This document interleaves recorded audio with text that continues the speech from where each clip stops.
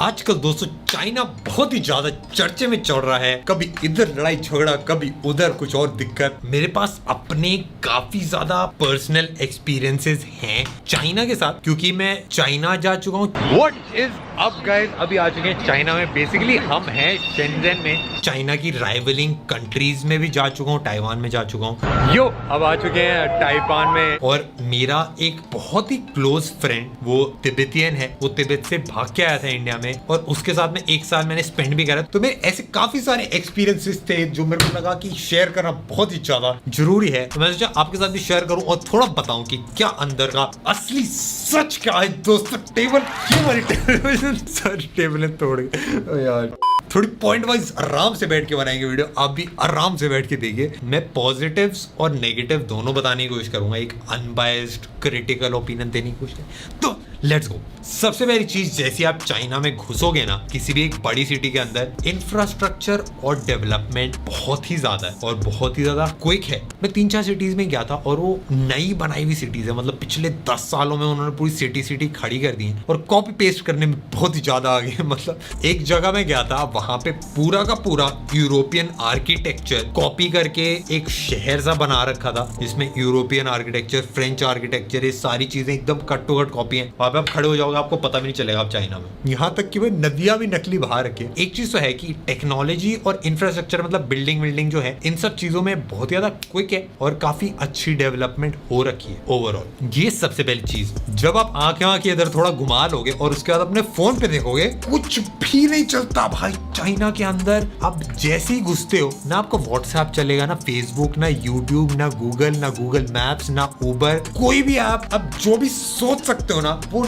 नहीं चलेगी वहां पे। और अगर आपको वहां पे 4-5 दिन में बिताने हैं तो आपको उन्हीं की चाइनीज एप्स यूज करनी पड़ेगी। मतलब ऐसा नहीं है कि वहां पे व्हाट्सएप आप इंस्टॉल नहीं कर सकते, आप इंस्टॉल कर सकते हो, बट उनके नेटवर्क पे नहीं चलेगा। चाहे आप मोबाइल डेटा पे चला लो, चाहे आप वाईफाई पे चला लो, ये सारी चीजें नहीं चलती भाई उधर। हर चीज के लिए उनकी अपनी एप्लीकेशन है और उसके अलावा कोई ऑप्शन ही नहीं है भाई। उनका अपना चाइनीज इंटरनेट है अलग से, और बाकी सारी चीजें गवर्नमेंट ने ही ब्लॉक कर रखी हैं। और जो चीजें चलती हैं, जैसे वीचैट है, उनकी सबसे पॉपुलर, मतलब वो मैसेजिंग और सोशल मीडिया वाली एप्लीकेशन है, उस पर आप ओपनली बात नहीं कर सकते। अगर आप कुछ भी डालते हो जो चाइना की गवर्नमेंट के अगेंस्ट है, या फिर किसी भी ताइवान के फेवर में है, या फिर ऐसा कुछ भी कंट्रोवर्शियल अगर आप डालते हो, तो आपकी वो चीजें ऑटोमेटिकली डिलीट हो जाएंगी। जैसे अभी टिकटॉक पे होता है, टिकटॉक पे आप कुछ भी चाइना के अगेंस्ट डालो, वो प्रमोट नहीं होता है, और या तो एकदम डिलीट हो जाता है, या फिर वो उस पर व्यूज ही बहुत कम आते हैं। और क्योंकि सारी चीजें कंट्रोल्ड सी है ना, इसलिए लोगों के ओपिनियंस भी चेंज करे जाते हैं गवर्नमेंट के थ्रू, या फिर जो सोशल मीडिया वेबसाइट्स हैं उनके थ्रू।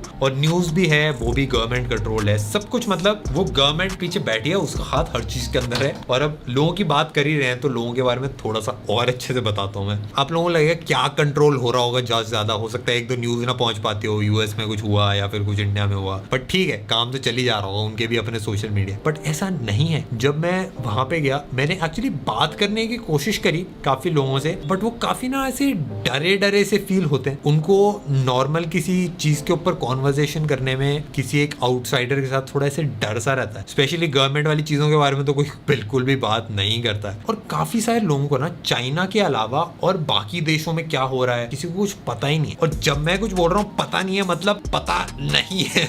मैं एग्जांपल देता हूँ, मैं कैमरा खरीदने काफी अच्छी खासी शॉप पे गया था, एक मॉल के अंदर। वहां पे जो मेरे को कैमरा दिखा रहा था ना, वो मेरे साथ एटीएम गया था, क्योंकि मेरे को एटीएम का रास्ता नहीं पता था। तो मेरी थोड़ी बहुत ऐसी कॉन्वर्सेशन हुई उसके साथ, और मैंने उसको बताया कि मैं इंडिया से हूँ। उसको इंडिया कंट्री नहीं पता थी, उसको नहीं पता था कि इंडिया एक कंट्री है। अभी मैंने वैसे कैमरा खरीदा था, ये जो भाई है जो हमारे साथ जा रहा है, ये मेरे से पेमेंट लेने जा रहा है, क्योंकि उनकी स्टोर पे कार्ड नहीं चल रहा। इसको इंडिया ही नहीं पता कंट्री है। मैं अब इंडिया को चाइनीज में कैसे बताऊं? मेरे को इतना ज्यादा बड़ा शौक लगा था ना कि किसी को मेरी कंट्री नहीं पता है भाई, मेरी कंट्री को ही नहीं एक्नॉलेज कर पा रहा। इंडियन भाई हर जगह है। और जिस जगह की मैं बात करूँ, कोई गाँव नहीं था भाई, वो एक मॉल के अंदर, एक काफी बड़े शोरूम के अंदर एक बंदा जो काम कर रहा है, जो काफी एजुकेटेड लग रहा था, उसको नहीं पता था। तो अगर उसको नहीं पता है तो भाई इनके जो अनडेवलप्ड एरिया एरियाज हैं और जो ऐसे लोग हैं जो भाई नहीं रहते मेन सिटीज में, उनको तो क्या ही पता होगा भाई।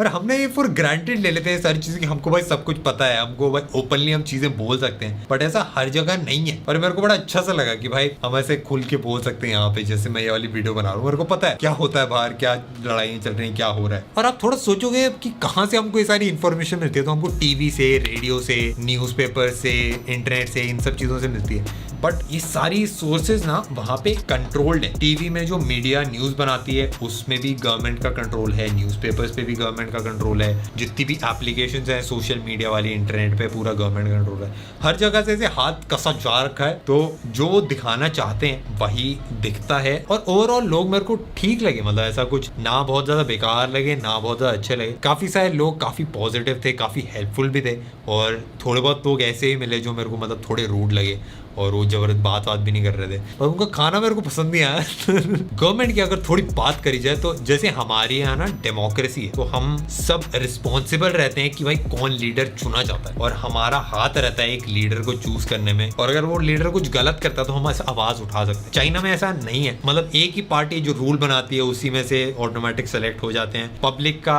मतलब कहने को इन्फ्लुएंस है, बट एक्चुअली कोई चूज नहीं कर सकता है कि भाई कौन एक्चुअल प्रेसिडेंट बनेगा, प्राइम मिनिस्टर बनेगा हमारी कंट्री का। मतलब इन जनरल सबको पता है कि भाई चाइना में अगर आप गवर्नमेंट के अगेंस्ट बोलोगे तो काफी ज्यादा पॉजिटिव चीजें तो नहीं होंगी आपके साथ। ये मेरे ख्याल से एक दिक्कत है और ये सबको ही पता है। और गवर्नमेंट का हाथ रहता है हर चीज में और हर चीज कंट्रोल भी रहती है, तो इससे फायदा भी रहता है कि अगर कोई भी काम कराना है तो बहुत ज्यादा तेजी से हो जाता है। जैसे मैं एग्जांपल दूं, वहां पे जो टैक्सीज हैं, जिस टैक्सी में बैठा था मैं, टैक्सी ड्राइवर से थोड़ी बहुत बात कर रहा था, उसने मेरे को बताया था कि ऑलमोस्ट 3-4 दिन में उस पूरी सिटी की जो पुरानी टैक्सीज थी जो पेट्रोल पे चलती थी और डीजल पे चलती थी, उसको रिप्लेस करके गवर्नमेंट ने इलेक्ट्रिक व्हीकल्स दे दिए थे सबको। और काफी फास्ट हुई थी ये चीज, काफी ज्यादा प्लान्ड थी, क्योंकि गवर्नमेंट का हाथ रहता है प्राइवेट कंपनीज में भी, हर चीज में रहता है, तो उनके लिए किसी भी चीज को कराना बहुत ज्यादा आसान हो जाता है। उनको किसी से ओपिनियन लेने की या फिर ये नहीं सोचना पड़ता कि भाई पब्लिक क्या रिस्पॉन्ड करेगी, इससे तो फटाफट हो जाती है चीजें। बट ऑफकोर्स ये हर चीज में इससे एकदम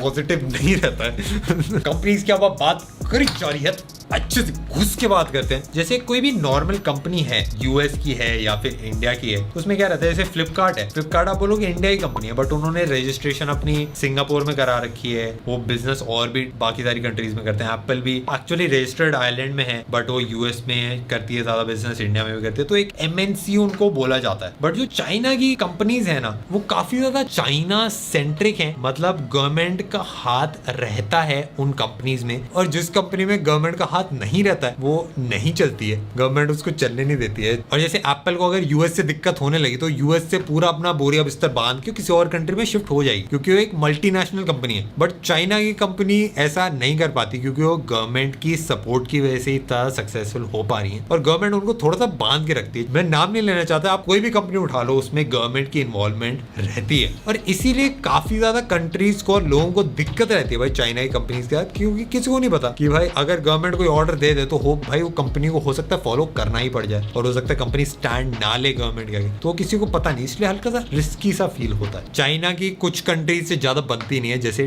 ताइवान है, उनका एक झगड़ा हो गया था, मेरे को एग्जैक्टली नहीं पता, बट मेरे को ये पता है कि भाई कुछ नहीं बनती है, और एक काफी तगड़ी कंट्री है, काफी एडवांस्ड है, काफी सारी कंपनीज हैं, जैसे आसूस है और उसके बाद मीडियाटेक है। ताइवानीज कंपनीज बहुत सारी हैं और काफी तगड़े तगड़े प्रोडक्ट बनाती हैं, और वहां के लोगों के भी मैंने थोड़े ओपिनियंस लिए थे, और वो भी सेम चीज बताते हैं कि काफी एक डर सा रहता है जब भी आप उस कंट्री में रहते हो। एक ओपन कंट्री नहीं है, काफी कंट्रोल्ड रहती हैं चीजें, आप और बेझिझक होके आप बोल नहीं सकते, इसीलिए वो ताइवान को एज अ कंट्री प्रेफर करते हैं। और मेरे को भी इन जनरल ताइवान के लोग काफी ओपन लगे, काफी चिल से लगे। कोरोना भी वहां पे फैला था, ताइवान एक्चुअली इनिशियल कंट्रीज में थी जहाँ पे कोरोना सबसे पहले फैला था, बट काफी जल्दी उन्होंने रोक लिया था, और अब तो काफी उन्होंने सही सेट कर लिया। और मेरे एक दोस्त है जो एक्चुअली तिब्बत का है, वो यहाँ पे आया था और वो अपने एक्सपीरियंसेस शेयर करता है। उसकी फैमिली अभी भी वहीं पे, और वो अपनी फैमिली से मिलने नहीं जा पाता क्योंकि चाइना ने कैप्चर कर रखी है वो कंट्री। अगर वो वहाँ पे जाता है तो उसको पकड़ लेंगे, और उसकी फैमिली वहाँ से निकल के आ नहीं पा रही है। तो एक काफी नेगेटिव एनवायरनमेंट एटलीस्ट तिब्बत वाले लोगों के साथ है, और अब किसी से भी बात करोगे तो वो पॉजिटिवली शायद ना बोलें चाइना के बारे में। ताइवान और तिब्बत के बारे में मेरे को अच्छे से पता नहीं है, मेरे को नहीं पता है क्या हुआ कैसे हुआ, बट मैंने कोशिश करी यार अपने एक्सपीरियंसेस शेयर करने की, और मेरे को जो अच्छा लगा और जो चीजें सही नहीं लगी वो भी मैंने आप लोगों को बताने की कोशिश करी। मेरे हिसाब से काफी सारी ऐसी चीजें होती हैं जो किसी एक डेवलप्ड कंट्री में भाई बिल्कुल भी नहीं होनी चाहिए, और ज्यादातर लोग भी सेम चीज बोलते हैं कि भाई उनको चाइना के लोगों से दिक्कत नहीं है, और मेरे को भी बिल्कुल दिक्कत नहीं हुई। जब भी मैं चाइना में था काफी हेल्पफुल सपोर्टिव थे, काफी चिल भी थे, जोक वोक अच्छे नहीं मारते खाना भी पसंद नहीं आता मेरे को, बट ओवरऑल मेरे को काफी मजेदार लोग लगे। बट वो भी अपनी गवर्नमेंट से डरे रहते हैं और बाकी लोगों को भी दिक्कत होती है चाइना की गवर्नमेंट से, और गवर्नमेंट का ही राज चलता है वहां पे। मेरे ख्याल से यार एक ऐसी चीज है जो हमको पता होनी चाहिए, क्योंकि अगर हमको दिक्कतें पता होंगी तभी हम उसको फिक्स करने में हेल्प कर पाएंगे। तो सीधी बात ये है दोस्तों कि मैं अपने एक्सपीरियंसेस शेयर कर सकता हूँ, मैं आप लोगों को नहीं बता सकता कि भाई क्या सही है क्या गलत है, और मेरे को ऐसा लगता है कि नॉलेज हो तो ऐसे बढ़िया से डिसीजन ले लिए जाते हैं। तो अगर आपको अच्छे लगे तो लाइक करना, सब्सक्राइब कर दो इस चैनल को, और हम नेक्स्ट वीडियो में मिलेंगे अगले हफ्ते होपफुली